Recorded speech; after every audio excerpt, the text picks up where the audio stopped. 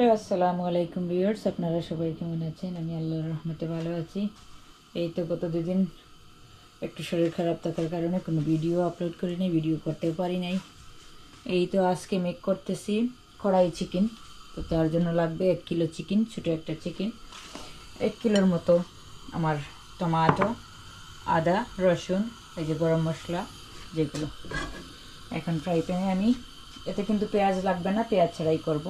একদম রুটির সাথে শুকনো ড্রাই খেতে খুব মজা লাগে এই চিকেনটা, যার জন্য মেক করতেছি।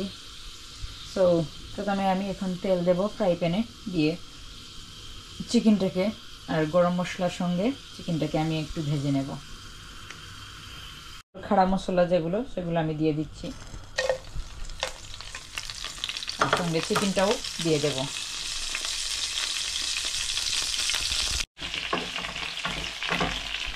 এই তো চিকেনটাকে একটু ভেজে নেওয়ার পরে আমি এটার মধ্যে এখন আমার হলুদ গুঁড়া, মরিচের গুঁড়ো, ধনে জিরে সবগুলো মশলা দিয়ে দেব, দিয়ে টমেটোটা দিব একটু ঘষে নিয়ে। এই তো একে একে সবগুলো মশলা দিয়ে দিচ্ছি। অল্প হলুদ গুঁড়ো, মরিচের গুঁড়ো, কাশ্মীরি চিলি,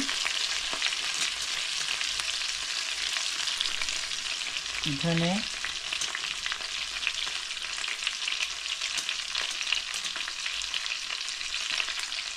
জিরে,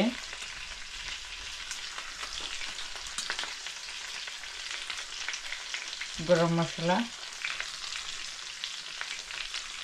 দারুচিনি, এলাচের পাউডার, এটাকে আমি পাউডার করে নিই।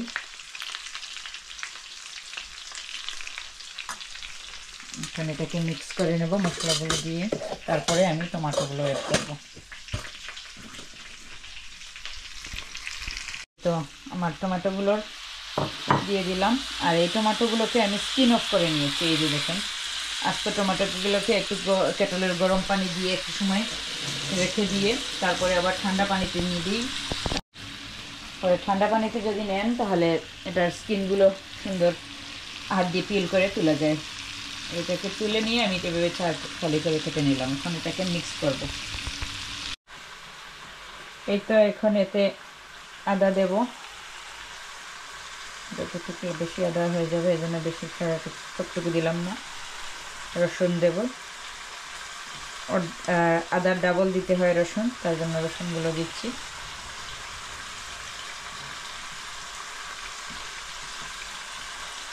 দিয়ে এটাকে নাড়বো, নেড়ে ঢেকে দেবো।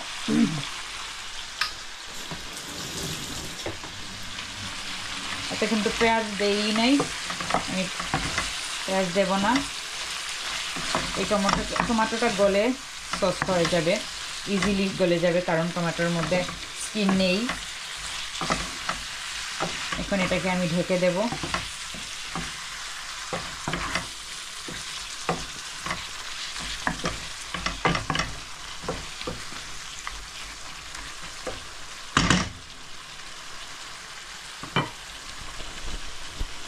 লিডটি কোথায় এবার লিড নিয়ে আসে।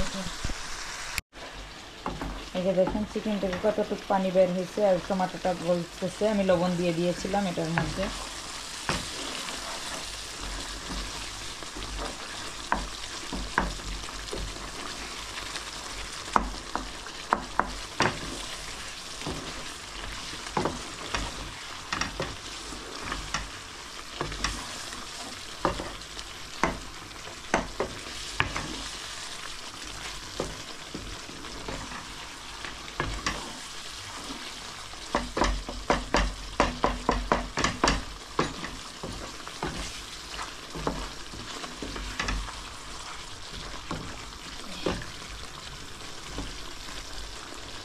আরো ঢেকে রাখবো আরো 10 মিনিটের মতো।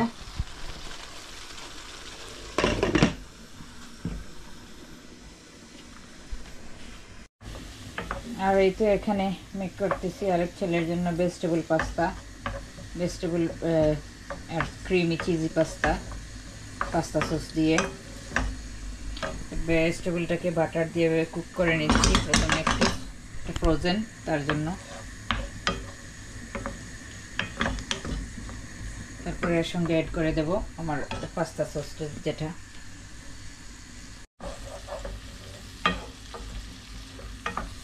এই তো আমার পিসগুলো সফট হয়ে গেছে। আর এইখানে এই যে দেখেন চিকেন থেকে কতটুকু পানি বের হয়েছে 10 মিনিট পরে।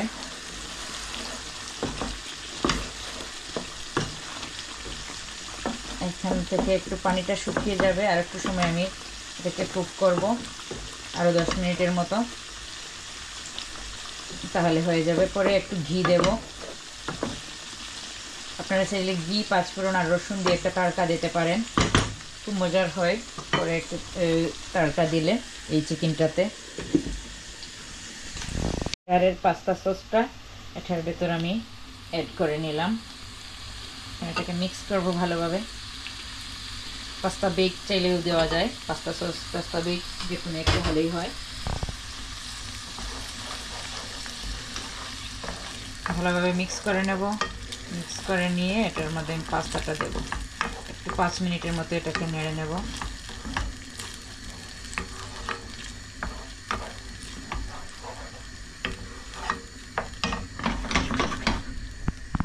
তার মধ্যে সস পাস্তাও দিয়ে দিলাম, সসটার মধ্যে দিয়ে এটাকে ভালোভাবে মিক্স করব, তারপরে চিজ অ্যাড করব।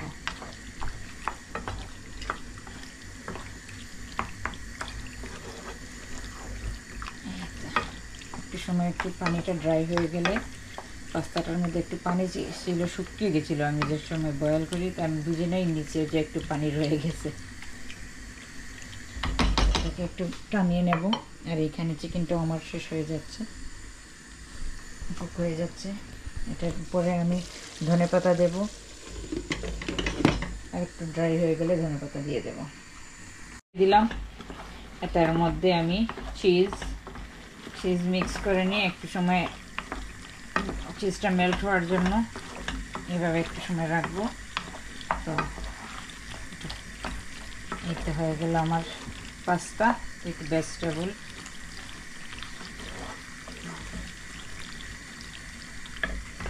সল্ট দেই নাই, কারণ চিজের মধ্যে সল্ট আছে, আর বাচ্চাদের খাবারে যত বেশি সল্ট কম ইউজ করা যায় তত ভালো, তার জন্য।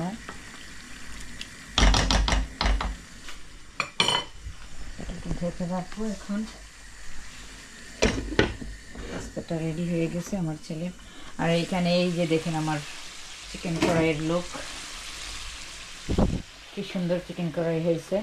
আপনাদের যদি আমার আজকের এই রেসিপিটা ভালো লাগে তাহলে লাইক এন্ড শেয়ার করবেন, চ্যানেলটাকে সাবস্ক্রাইব করবেন। দেখা হবে অন্য আরেকটা ভিডিওতে।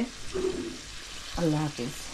আর আপনাদের যদি কারো একটু ঝাল কম খেতে ইচ্ছে হয় তাহলে এতে একটু দই আর আলমন্ড পাউডার মিক্স করে ভালোভাবে ঘেটে নিয়ে এটার মধ্যে মিক্স করে দেবেন, তাহলে দেখবেন এর ঝালটা কমে যাবে আর ফ্লেভারটা ডিফারেন্ট, এত মজা হয় বলে বোঝাতে পারবো না। আমি এতেও অ্যাড করব একটু, কারণ আমার মেয়ের ঝাল পছন্দ না।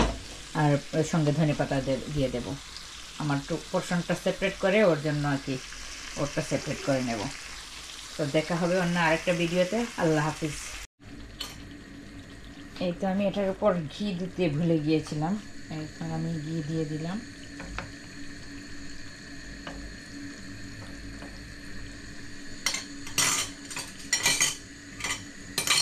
ঘিটা দিয়ে এভাবে ঢেকে রাখতেই হবে।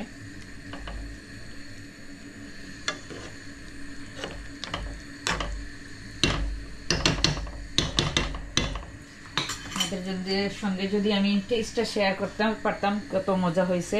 আপনারা এটা ট্রাই করে দেখেন, খুব মজা হয়। এটা কিন্তু আপনার ভাতের সঙ্গে খেতে পারবেন, আমি যেভাবে রাখছি ঠিক সেইভাবে রাখলে, রুটি, পরোটা, এনিথিং এর সঙ্গে। তো দেখা হবে অন্য ভিডিওতে। আল্লাহ হাফিজ।